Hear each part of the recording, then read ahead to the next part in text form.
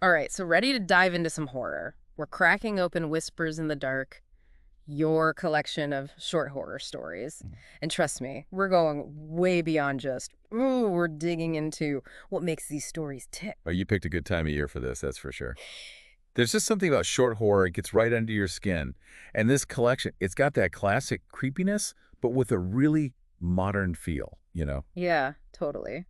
And speaking of creepy, let's talk about those recurring themes. I mean, we've got isolation, camp grime, nightfall that sent chills down my spine. Then there's the supernatural stuff like the lake, the forgotten key, spellcaster. Those really got to me. It's like they tap into something we're all a little afraid of, right? That fear of the unknown, being vulnerable. Like when you're home alone at night and you hear a noise. Ugh, don't even get me started. And the way Dixon writes, it's like he puts you right there in the story, like in the lake. The way he describes the water, the stillness, you can practically feel the chills. That's what's so clever about his style. He doesn't tell, he shows. Every detail, every sense, it just builds that atmosphere. And it's so effective. You're not just reading, you're practically living it. Mm. And it's not just the atmosphere, right? One thing that really got me with these stories were the endings. Talk about cliffhangers. Just when you think you've got a grip, bam, Dixon leaves you hanging. Oh, he knows how to twist the knife, that's for sure. It's that unresolved terror, you know? Yeah, Sticks with you. totally. Like take Camp Grime, that ending. I need to know what happens next. Exactly. It's like he gives you a glimpse of something awful, then pulls back the curtain, leaves you to imagine the rest. And that's almost worse, right? Filling in the blanks with your own fears. But it's not just about jump scares and creepy crawlies. There's this whole other layer in some of these stories, like the cult and the forgotten key. They made me think about like groupthink, the danger of secrets. It's classic horror reflecting the anxieties of the time.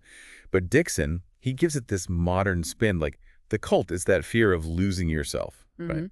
Giving up who you are for something that feels safe, but But it's not really. It's like a dark mirror to today's world. exactly. And then you've got the forgotten key. It's that human need to know, even if it's dangerous. It makes you think, how far would you go? What would you unleash? And there's the missing heirloom, too. I couldn't shake this feeling that it was about more than just a stolen necklace. It felt like a commentary on greed, power. It's subtle, but it's there. The necklace becomes this symbol for something much darker. Dixon doesn't spell it out for you, but you feel it. That potential for darkness within ourselves. It's like he's saying the real monsters, they might be closer than we think. So we've gone deep on what makes these stories tick. But for someone listening who's thinking, okay, this is all cool, but how can I use this? Like, what are the big takeaways, whether they want to write horror or just, enjoy a good scare?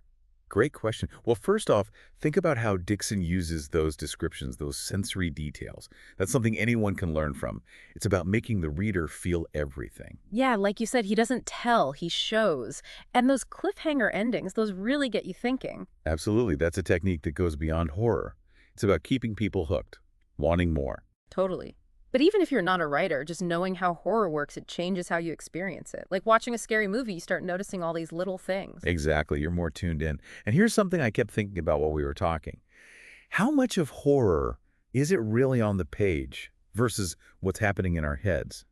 Dixon, he gives you just enough, a creepy sound, something strange in the shadows, and your imagination takes over. It's like he plants the seed, and our own fear, that's the fertilizer. Exactly. And that's the power of a good horror story. It sticks with you long after you've finished reading. Well, that about wraps up our deep dive into Whispers in the Dark. We've uncovered the secrets behind these chilling tales, from recurring themes to Dixon's masterful storytelling. Sweet dreams, and remember, the most frightening monsters.